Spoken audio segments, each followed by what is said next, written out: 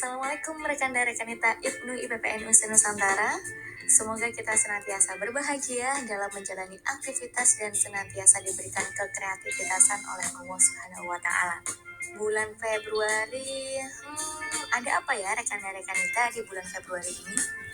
Tentunya rekan dan rekanita tidak asing lagi peringatan tahunan yang selalu hikmat dan meriah dilaksanakan oleh para pelajar Nusantara. No, bukan Valentine loh ya. Lalu apa sih? Di bulan Februari ini adalah peringatan Hari Lahir Ikatan Pelajar Nahdlatul Ulama atau yang lebih dikenal dengan sebutan IPNU. Tepatnya pada tanggal 24 Februari 1954 atau 20 Jumadil Akhir 1373 Hijriah di Semarang, Jawa Tengah. Apa sih itu IPNU? IPNU adalah organisasi yang mewadahi para pelajar, santri, atau mahasiswa untuk meningkatkan kualitas dirinya dalam keilmuan, religi, dan sosial kemasyarakatan. Dalam jargonnya IPNU memiliki trilogi perjuangan yang dikenal dengan salam pelajar, yaitu belajar, berjuang, dan berdakwah. Apa sih yang melatar belakangi berdirinya IPNU? Ayo, apa? Oke. Di beberapa daerah mendirikan organisasi seperti Samrotul Mustaqim Surabaya pada 11 Oktober 1936, Persano, Persatuan Santri Nahdlatul Ulama Surabaya tahun 1939, IPENO, Persatuan Pelajar Nahdlatul Ulama Medan tahun 1945, dan lain-lain yang masih bersifat lokal atau regional. Pola konsolidasinya belum bisa terkoordinir secara nasional.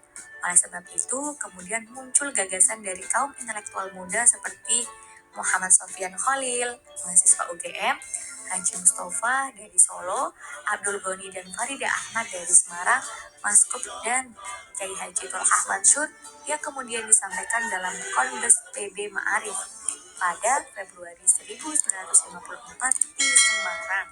Tentang pendirian IPNU, setelah butuh pembahasan lebih lanjut lagi dengan diselenggarakannya konferensi 5 daerah di Surakarta pada tanggal 29 April sampai 1 Mei 1954 yang dihadiri oleh perwakilan Yogyakarta, Semarang, Kediri, Surakarta, dan Jombang, memilih rekan Muhammad Tolhah Mansur, mahasiswa UGM, sebagai ketua umum pucuk pimpinan IPNU atau sekarang disebut pimpinan pusat PP IPNU. IPNU yang mulai disepakati sebagai organisasi Nahdlatul Ulama yang menghimpun para pelajar dan santri putra dirasa sangat dibutuhkan partner atau pendamping. Alhasil, kemudian dalam muktamar 1 IPNU yang diselenggarakan di Malang meminta delegasi para pelajar dan santri putri yang kemudian disebut IPNU Putri. Dan poin pentingnya disepakati bahwa tanggal 2 Maret 1955 atau 8 Rajab 1374 Hijriah, hari lahir IPPNU yang secara organisatoris dan administrasi terpisah dengan IPNU. Dalam perkembangannya IPNU mendirikan beberapa departemen guna meningkatkan perkembangan organisasi, antara lain Departemen Perguruan Tinggi yang kemudian pada tahun 1960 departemen inilah yang memelopori berdirinya PMI atau Pergerakan Mahasiswa Islam Indonesia. IPNU juga mendirikan lembaga semi-otonom yang difungsikan untuk mengakomodir bela negara, yaitu Kop Brigade Pembangunan atau CBP. IPNU sempat merasakan keganasan rezim Orde Baru dengan dikeluarkannya UU Keormasan Nomor 8 Tahun 1985 yang antara lain mengatur keberadaan organisasi OSIS.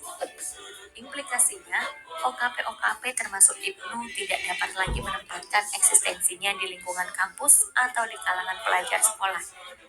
Dan imbasnya, IPNU pun mengganti kepanjangan dari Ikatan Pelajar Nahdlatul Ulama menjadi Ikatan Putra Nahdlatul Ulama pada tanggal 29 sampai 30 Januari 1988 di Jombang.